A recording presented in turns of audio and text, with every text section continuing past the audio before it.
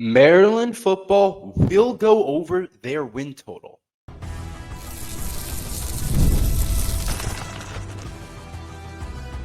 You are Locked On Terps, your daily podcast on the Maryland Terps, part of the Locked On Podcast Network.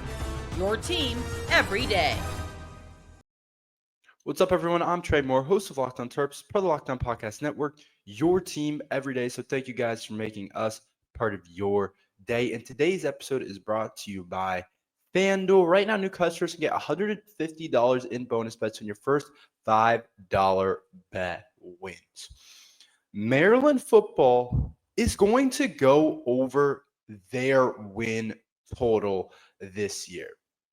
So the Terps win total is only sitting at 4.5. And I know a lot of people are having different opinions, and I'm starting to see different people come out and talk about what they think the Terps win total will be. Will they go over? Will they go under? I was watching actually PFF, Pro Football Focus, who's doing a lot more now in the college space. They had a podcast. I think they do all the major conferences and they preview each team and they kind of give an over under like quick initial thoughts. And then I got to Maryland and they had some really interesting kind of thoughts about Maryland football. They talked about Malik Washington, who's obviously going to headline it. That's a lot of where it came from. They kind of agreed to what a lot of people are saying, that Malik Washington can really get this program back on track.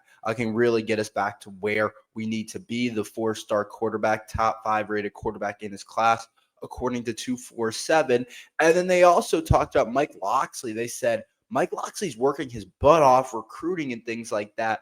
And I go back and forth about the Mike Locksley recruiting because I am like, yeah, Mike Locksley's been a good recruiter, but I don't think it's been anything like, oh, this guy's recruiting at an elite level. He's done a pretty good job at it. He's gotten good players, but maintaining good players is something that is tough to do. It's something that I'd say that we haven't done very well. So you can get good players, but if you can't maintain them. So they brought up some of those other points.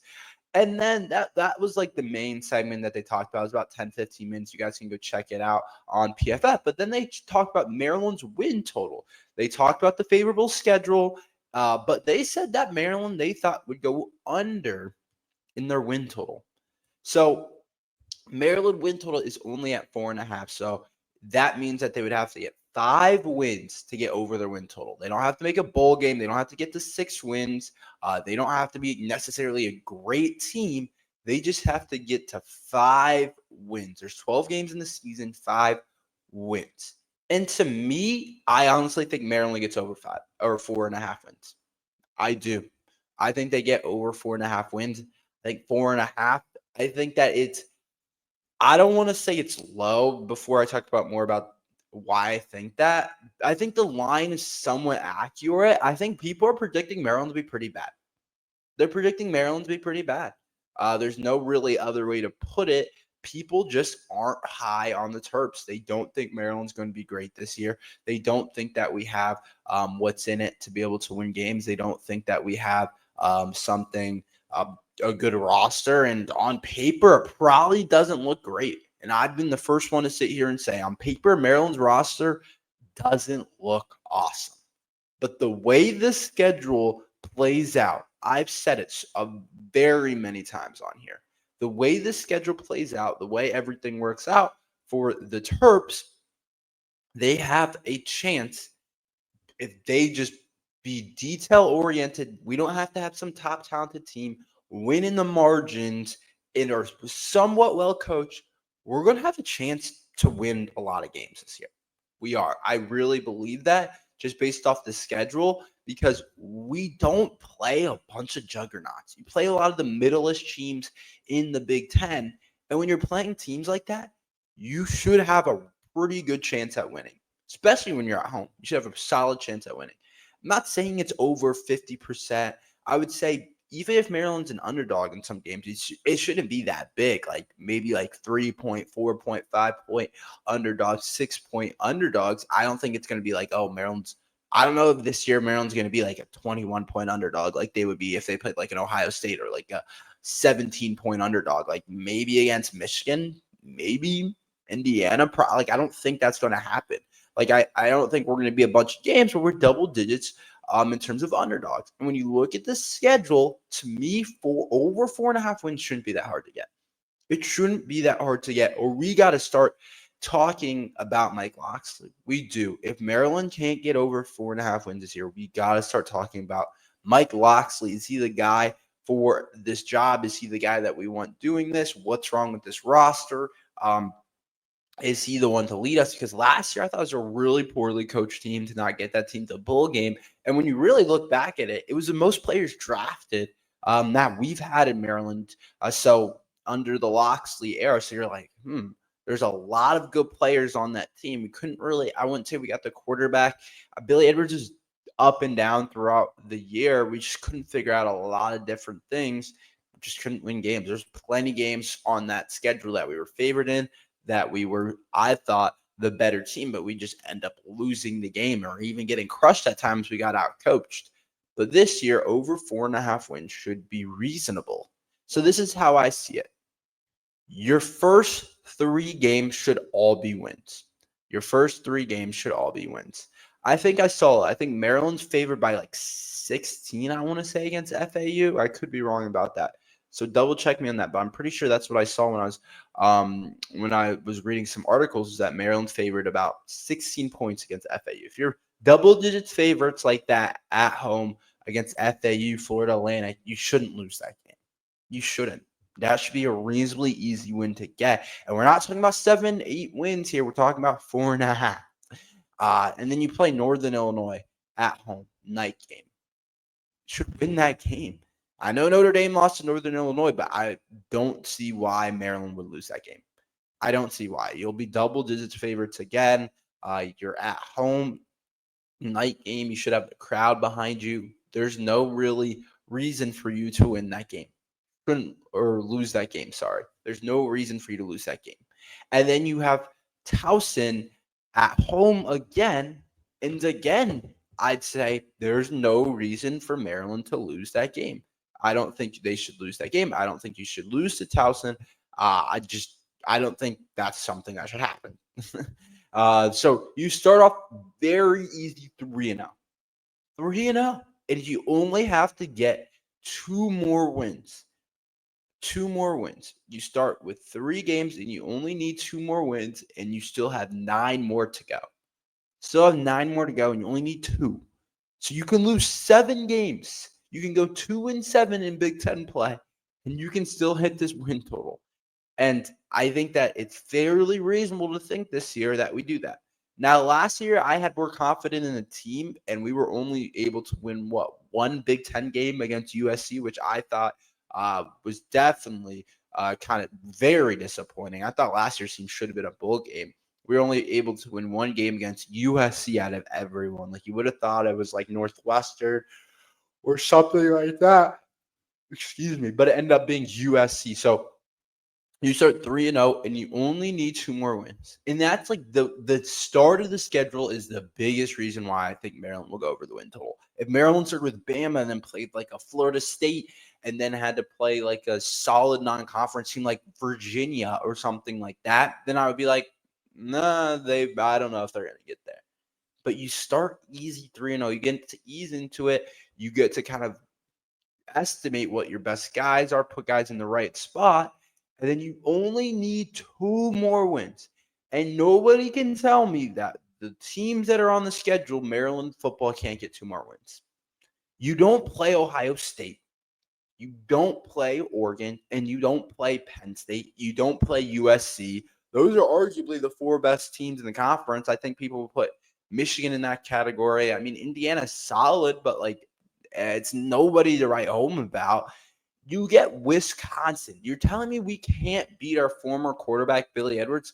I get Wisconsin's a good football team and has been a good football team, but they're no juggernaut out there. Like, that's a winnable game. You play Washington at home October 4th. Washington has a pretty solid team, I'd say. Definitely a middle team in the Big Ten. You telling me you can't beat Washington at home? Then you have Nebraska at home. Tough game. Dylan Raiola had a good freshman year, but you tell me you can't win that? Then UCLA on the road. UCLA hasn't been that good. That's a game we should be able to handle. that's a game we should be able to maybe come out with a win. Indiana at home. I understand a lot of people are high on Indiana. My bad. Forgot I set that alarm, guys. That's my fault. But to keep going, Indiana, yeah, they were good last year. That's a team we should be able to potentially beat. That's a team that we potentially should be able to play well against. Rutgers, that's a big one. Rutgers on the road, we should be able to beat Rutgers. I'm not convinced Rutgers is better than us. I think we could beat Rutgers.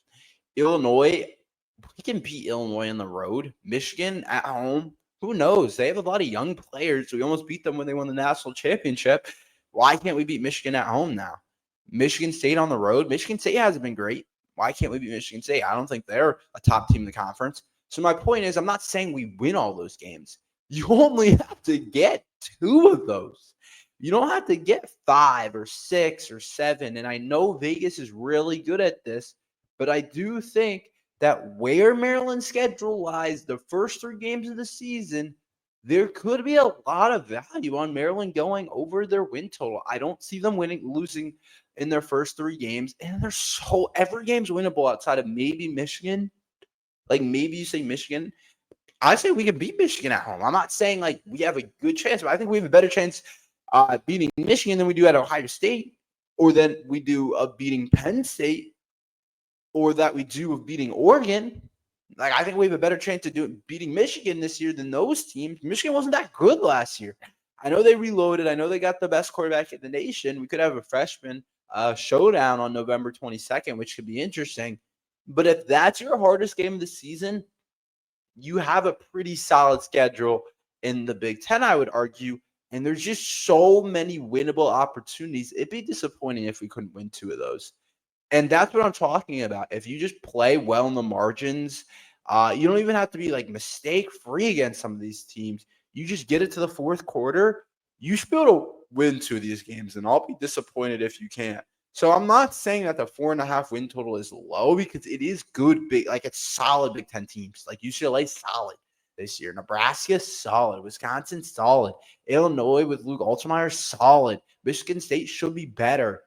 But there are a lot of opportunities on the schedule to not play a big dog and potentially just win the game. So I'm not saying Vegas is wrong, because I'll never say that they're wrong, because they're sharp at what they do. They know what they're doing. But I will say that I think Maryland's going to go over that win total. I really do. No bias, not any of that other stuff. If the guys just play if they limit the mistakes, if they win in the margins, are decently well coached. We don't got to be a top 25 team in the country even. I think we win 2 of those games, but we'll see what happens. But I do think Maryland will go over their win total. Dorian Fleming might just be the next big thing for Maryland football. Talk about that next. Summer sports are in full swing, and whether you're all about baseball under the lights, golf on the green, or high-stakes soccer action, FanDuel is the best way to make every game even more exciting. You're already following the action. Why not make it a little more thrilling with FanDuel? You can get in on the game while your friends are getting sunburned at the beach.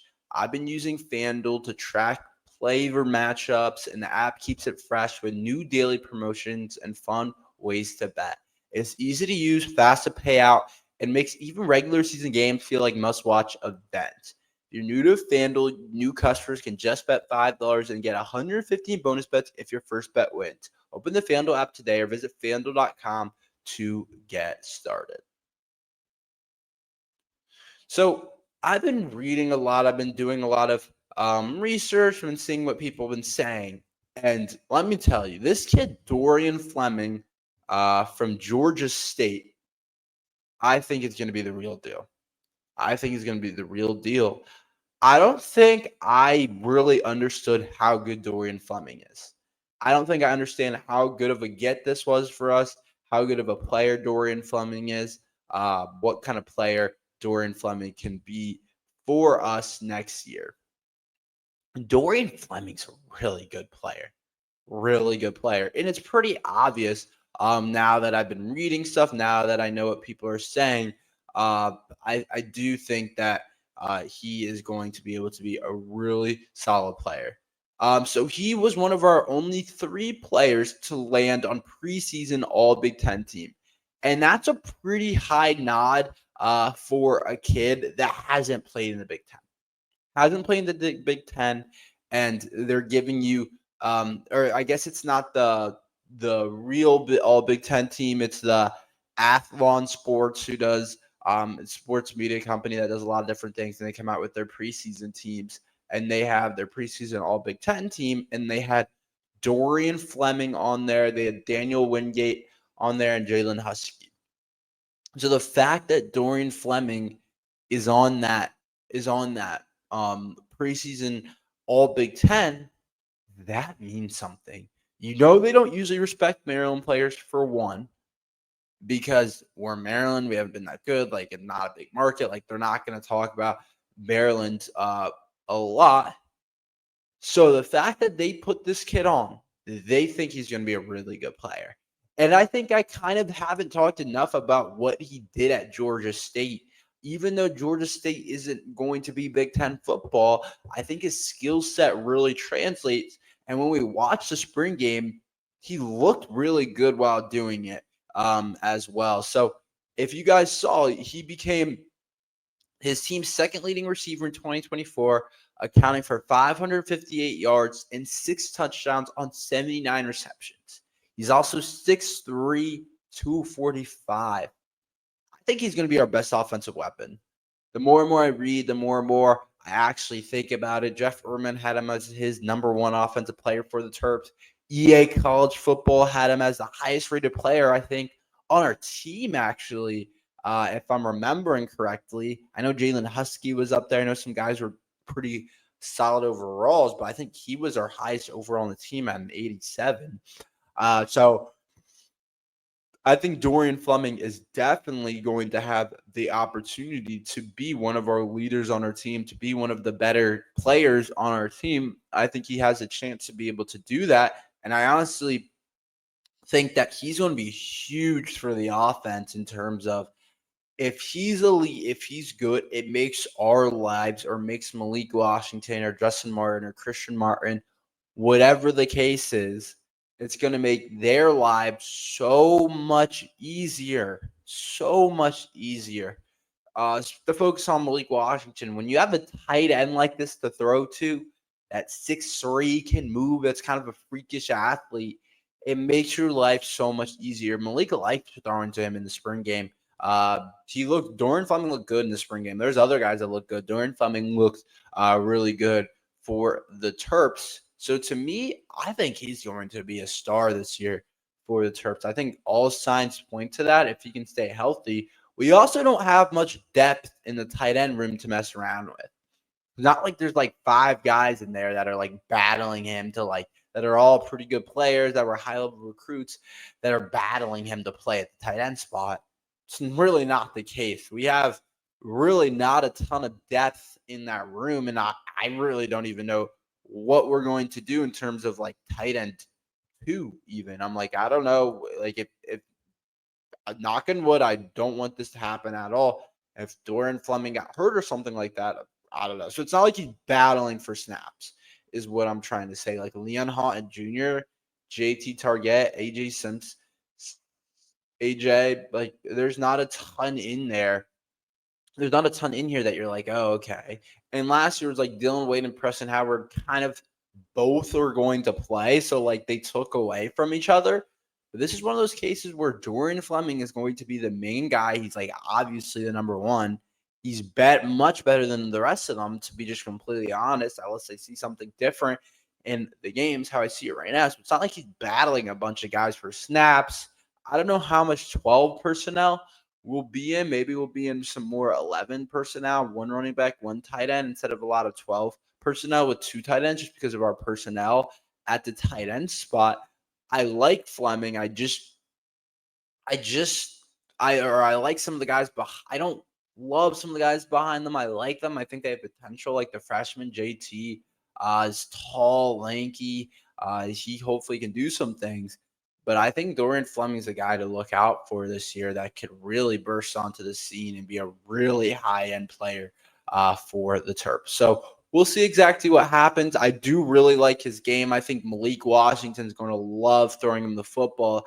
And who knows? He could be our leading receiver this year. I really don't think that's too crazy to say. I definitely think that he could be our leading receiver this year. So that's kind of how I see that. But I do think Dorian Fleming is going to be a star for the Terps next year. Zymear Smith was a top 10 rated freshman in EA college football. Why is that weird, but also really cool for Zymear Smith? I'll talk about that next.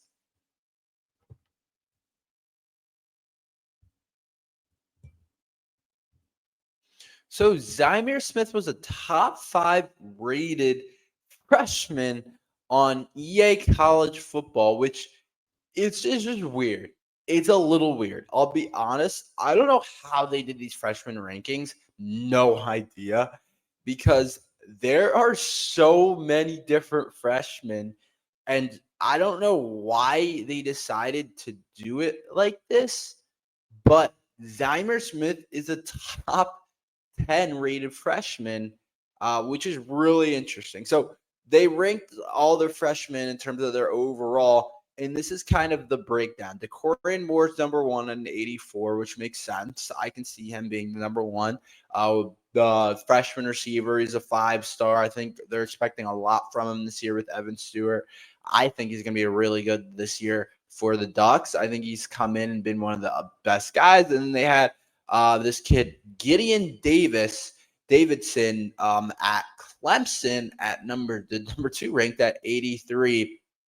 So we'll see what happens with him. They have other guys like Harlem Berry, LSU, Amar Adams, Clemson defensive line, Elijah Griffin, Georgia defensive line, Texas running back James Simon, and then there you know it, you see Zymear Smith. Let's see what On3 wrote about Zymear Smith being an 81 overall.